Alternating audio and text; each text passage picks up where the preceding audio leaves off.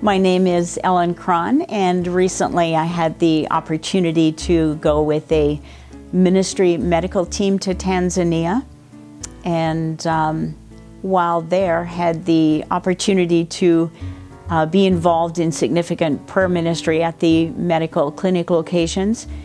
Before I left home, my young grandson Matthew, 5 years at the time, had found a little red truck in our church parking lot when he was playing in the church parking lot.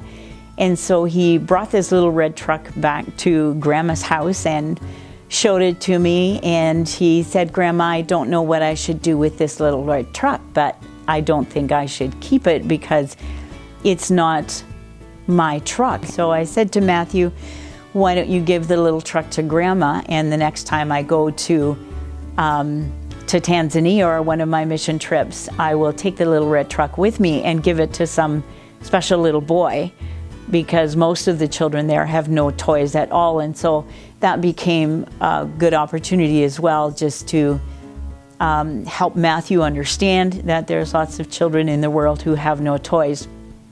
And so he thought that was a great idea. And so my concern was, how do I find one little boy out of hundreds of children to give a little red truck to? Because you usually have lots of children around and everybody would want a little red truck. And one of the clinic locations that we were at, this little 2-year-old boy came to the clinic the first day, and we didn't know who he was. He just kind of was wandering around there, and we finally found out who his mother was. But this little boy, Shiwa, just loves Jesus and shares Jesus with other boys and girls and things like that. And the pastor's wife, Ada, is one of the women that I work with while I'm there. And she was just saying how aware they are of God's touch on this little boy's life. So got to know him a little bit, and the last day of clinic he came again, and there was opportunity. There were no other children around, and I went up to Shiwa and I gave him this little red truck and told him about my grandson Matthew, who loves Jesus as well, and said the little red truck was a gift from him. And so he took it, and very shy, and smiled and took the truck home, and in a few hours he was back and said to Ada, "I would like to talk to the nice lady who gave me the truck." And so they came and found me, and of course he just stood beside me, very shy, looking at the ground and not really saying anything. And then he said to Ada that he would like to pray for me. The prayer was very, very short, but he prayed that God would bless me. And I treasure that to this day. I've certainly kept that in my heart, and I believe there was a God touch on my life because of it.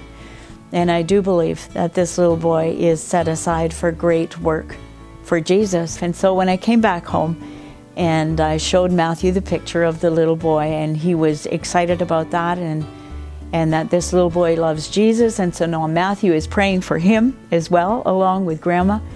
And just to have that privilege of teaching my grandchildren about Jesus in that way, and to connect him in that small way to a child at the other side of the world, and to pray for him and to know that he shared a treasure with this little boy.